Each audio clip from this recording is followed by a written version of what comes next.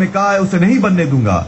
ये नकार, ये ब्रेकअप, ये बंद दरवाजा, ये निराशा, ये बीमारी उसे अपनी नाराजगी नहीं बनने दूंगा। मैं जानता हूं ये परमेश्वर के प्लान का हिस्सा है। उन्होंने स्ट्रेटेजिकली मुझे वहां रखा है। जब सब कहा सुना हो जाएगा तो ये मेरे विरुद्ध काम नहीं करेगा, ये मेरे लिए काम करेगा। अगर आप उस तरह का रवैया रखेंगे तो बेहतर है आप तैयार हो जाएं। यूसुफ की तरह आप गड्ढे में नहीं पड़े रहेंगे। पराजय में, अवसाद में, अभाव में आप बढ़ रहे हैं सिंहासन की ओर। आप विजय की ओर बढ़ रहे हैं, अपने भाग्य की संपूर्णता की ओर बढ़ रहे हैं। सुनिए, लोग इसे नहीं रोक सकते, बुरी ब्रेक्स इसे नहीं रोक सकती, निराशाएं इसे नहीं रोक सकती, अंधकार की सारी शक्तियां उसे नहीं रोक सकती जो परमेश्वर ने आपके जीवन के लिए तय कर रखा है। सोचिए उन सेटिंग स्टोन्स के बारे में जो यूसुफ को उसके जीवन में मिले। उसे प्रतिज्ञा प्राप्त था, वो सपना की वो एक राष्ट्र पर राज्य करेगा। वो पत्थर एक सही दिशा में था, फिर उसे एक गड्ढे में फेंक दिया गया, एक पत्थर विपरीत दिशा में, फिर भी परमेश्वर की योजना का हिस्सा।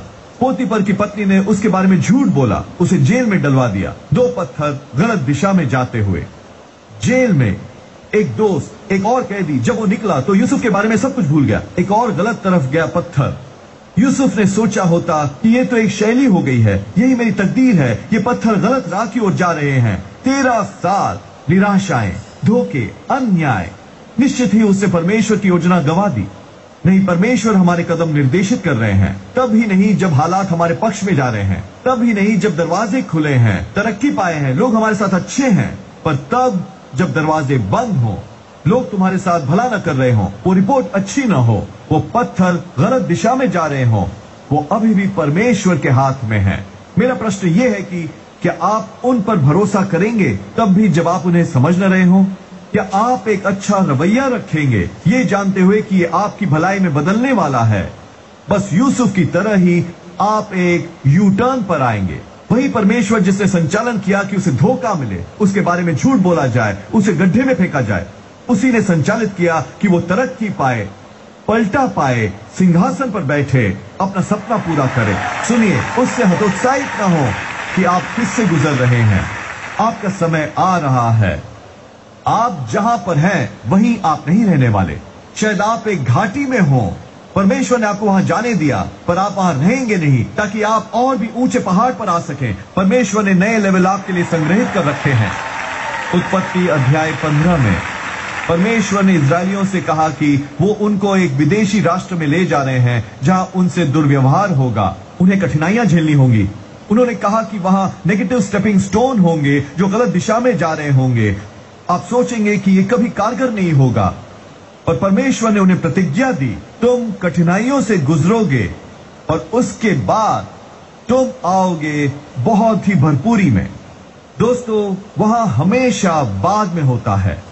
हर व्यक्ति ज्यादतियों से गुजरता है, असहज समयों से। हम ये पसंद नहीं करते, पर यह परमेश्वर के प्लान का हिस्सा है। यदि आप टेस्ट पास करते रहें, सही बात करते हुए जब गलत बात हो रही हो, बाद में आप निकलेंगे तरक्की पाकर, वृद्धि पाकर, मजबूत, सेहतमंद और खुश और आशीषित महान बहुतायत के साथ। अब समस्याओं से निराश न हो।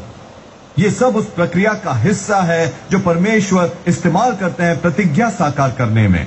और परमेश्वर आपको बस बाहर ही नहीं लाएंगे, वो आपको बाहर लाएंगे और बेहतर रूप में। वो आपके कदम निर्देशित कर रहे हैं, वो अभी भी आपके जीवन पर नियंत्रित रखे हैं। जो कुछ हुआ है वो परमेश्वर के लिए अचंभा नहीं है।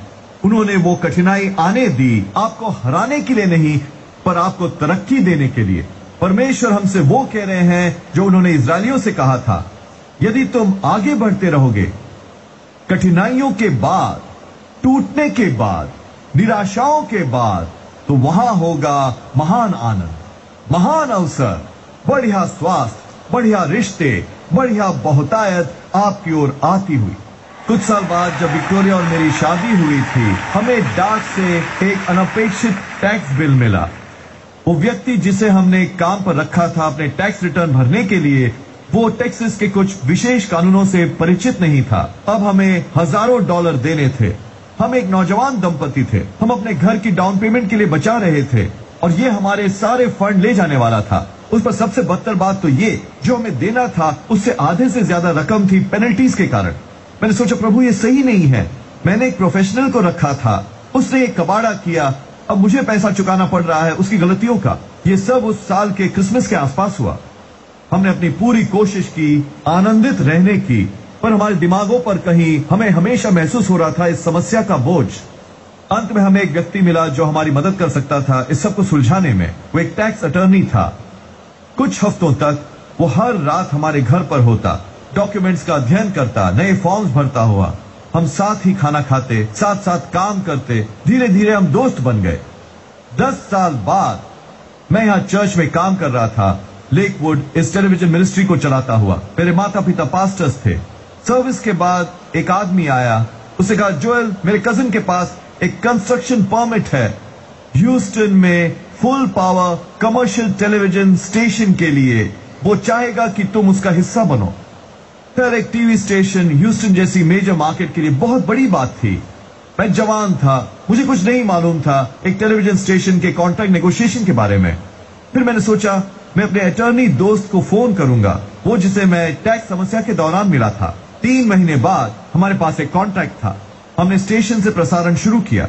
मेरे पिता प्रभु के पास चले गए और मैं पास्टर बना। 4 साल बाद हमने ये जगह ली जो पहले कॉम्पैक्ट सेंटर था। उसे रेनोवेट करने के लिए $100 मिलियन लगने वाले थे। हमने स्टेशन को बेचने का फैसला किया। हमने उसे बहुत बड़े मुनाफे पर बेचा। वही फंड्स जरिया बने हमारे लिए इस फैसिलिटी को रेनोवेट करने के लिए। पर यह सब शुरू हुआ उस टैक्स के मसले के साथ। जो मैंने सोचा था कि एक सेटबैक है, वो असल में एक सेटअप था परमेश्वर के लिए कुछ और बड़ा करने के लिए। कुछ समय तक मैं विपरीत दिशा में जा रहा था, पर यदि मुझे वो समस्या न आई होती, मैं कभी इस टैक्स अटर्नी से न मिल पाता। बिना अपने इस अटर्नी दोस्त के मैंने कभी उस टेलीविजन स्टेशन को परस्यू न किया होता। बिना उस स्टेशन के हमारे पास फंड्स नहीं होते इस फैसिलिटी में आने के लिए। वो मुश्किल बहुत स्ट्रेटेजिकली संचालित की गई थी परमेश्वर द्वारा। उस समय हम ये समझ नहीं पाए थे। मैंने सोचा, प्रभु ये हमारा क्रिसमस बर्बाद कर रहा है, ये सही नहीं है। मैं परमेश्वर को तभी जुबान में कहते सुनता, जोएल मेरा भरोसा करो, मैं जानता हूं मैं क्या कर रहा हूं। ये शायद अनकंफर्टेबल हो, आप शायद इसे पसंद न करें, पर अंत में ये तुम्हारे हित में काम करने वाला है। जितना ज्यादा मैं जीऊंगा उतना ज्यादा मैं पाऊंगा कि हर बात हमारे भले के लिए ही अंत में ढलती है। हमें निराशाएं पसंद नहीं, हमें पसंद नहीं जब कोई दोस्त हमें धोखा देता है, हमें बंद दरवाजे पसंद नहीं। पर यदि ये नहीं होता तो आप अपने भाग्य की संपूर्णता तक नहीं पहुंचते। मैं एक सज्जन को जानता हूं, वो करीब 70 का था और वो बेडरूम में था। एक सीढ़ी पर एक वजनी आईने को दीवार पर से उतारते हुए उसने वो आईना उतारा, पर जैसा ही उसने ये किया वो नीचे गिरने लगा। उसने वो आईना पीछे फेंक दिया। जब वो गिरा वो ड्रेसर से टकराया और उसकी कुछ पसलियां टूट गई। वो उसे हॉस्पिटल ले गए और डॉक्टर ने उसके गले की आर्टरी पर गौर किया जो 98% ब्लॉक थी।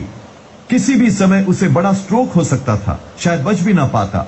उस कार्डियोलॉजिस्ट ने उसे बताया, तुम एक चलते फिरते टाइम बॉम्ब हो, हमें अभी एक ऑपरेशन करना पड़ेगा। उन्होंने वो प्रोसीजर किया और सब कुछ ठीक हुआ। मेरा पॉइंट ये है, अगर वो गिरा ना होता, बिना उस कठिनाई के उसे कभी पता नहीं चलता कि उसे इतना बड़ा खतरा है। देखिए, हर सेटबैक दुश्मन नहीं होता। हमें निराशाएं पसंद नहीं है, वो अनकंफर्टेबल समय। पर जब आप ये जान लें कि परमेश्वर स्ट्रेटेजिकली आपके कदम निर्देशित कर रहे हैं, कुछ भी परमेश्वर की अनुमति के बिना नहीं हो सकता, फिर आप कभी भी हताश नहीं होंगे। दोस्तों, शत्रु आपके जीवन पर नियंत्रण नहीं रखता, परमेश्वर आपके जीवन को नियंत्रित करते हैं। और हाँ, वहां अंधकार की शक्तियां हैं जो हमारे विरुद्ध आती हैं।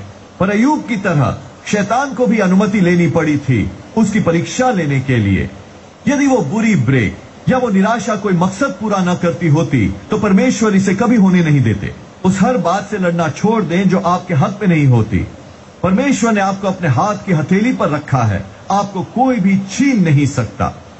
आपको शायद पसंद ना हो जिसे आप झेल रहे हैं, पर हर कठिनाई अंदर कुछ जमा करती है। आप वो नहीं होते जो आप आज हैं या जहां आज आप हैं उस कठिन दौर के बिना। उस विरोध में परमेश्वर अवसर पैदा कर रहे थे। वो आपको विकसित कर रहे थे, रिपोजिशन कर रहे थे, आपको तैयार कर रहे थे और ज्यादा बहुतायत के लिए। कुछ समय पहले विक्टोरिया की अंगूठी खो गई जो उसकी मां ने उसे दी थी। ये एक हीरे की अंगूठी थी जो कई पीढ़ियों से परिवार में थी। और कई बार जब हम यात्रा पर जाते, विक्टोरिया वो अंगूठी छिपा देती घर में ही अलग अलग जगहों पर। तो महीने महीने हमने हर जगह ढूंढा, हमने हर ड्रॉवर में ढूंढा, हर कैबिनेट में, हर पॉकेट में। मैंने हर सीट कवर उतारा, सीट के अंदर देखा, काउच में देखा, काउच के नीचे, वो अंगूठी कहीं नहीं मिल रही थी। एक मुकाम पर विक्टोरिया की मां ने गौर किया कि वो अंगूठी नहीं पहने थी। उसने उससे पूछा। विक्टोरिया ने कहा, ओ मॉम, मैंने उसे किसी सुरक्षित जगह पर रख दिया है। मैंने सोचा, हाँ, इतनी सुरक्षित कि हम ढूंढ भी नहीं पा रहे। करीब 3 साल बाद हम घर ड्राइव करके आ रहे थे, देर रात विक्टोरिया टेक्सास से। ये आधी रात के बाद था। मैं बहुत थका हुआ था, घर जाने की जल्दी में। विक्टोरिया कहती रही, जोएल तुम्हें धीरे चलना चाहिए, तुम्हें जरूर टिकट मिल जाएगा। मैंने कहा, मुझे टिकट नहीं मिलेगा, मैं बस 70 से थोड़ा ऊपर ही जा रहा था। स्पीड लिमिट थी 65। मैं इस फैले ग्रामीण क्षेत्र में था, रातों के बीचों बीच। वहां सड़क पर एक भी गाड़ी नहीं थी। अचानक मैंने रियर व्यू मिरर में देखा, लाल बत्तियां चमचमाती आ रही हैं। मैंने विक्टोरिया की तरफ देखा और कहा, तुमने मुझे ये टिकट दिलवाया है। उसने इसे कहकर पैदा किया। वो ऑफिसर आया और मैंने उसे अपना ड्राइवर्स लाइसेंस पकड़ाया। उसे कहा, मुझे तुम्हारा प्रूफ ऑफ इंश्योरेंस देखने की जरूरत है। विक्टोरिया ने ग्लव कंपार्टमेंट खोला और ढूंढने लगी।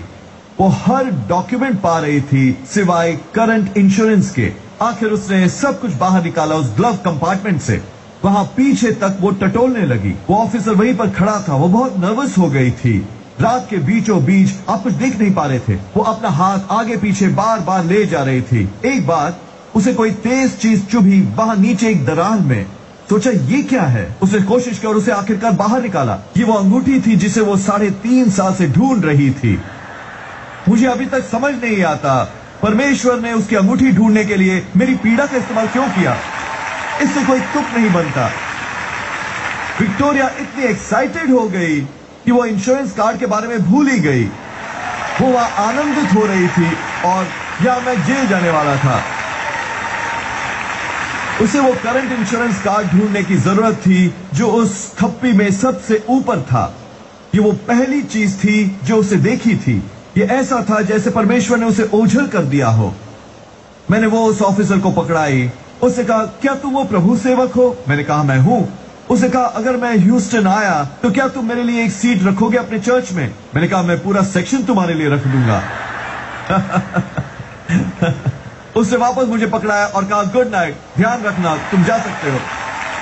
कभी कभी जब हम सोचते हैं कि ये एक सेटबैक है, ये असल में एक सेटअप है कि परमेश्वर कोई महान कार्य करे। परमेश्वर जानते थे कि हम कभी ग्लव कंपार्टमेंट में इतनी दूर तक नहीं टटोलेंगे जब तक कि वहां कोई पुलिस ऑफिसर न खड़ा हो। रात के बीचों बीच परमेश्वर रहस्यमयी ढंग से काम करते हैं। आपके जीवन में हर चीज एक रणनीति के तहत ठहराई गई है। आप शायद इसे समझ न पाए, शायद इसमें कोई तुक न लगे। विश्वास इसी बारे में तो है।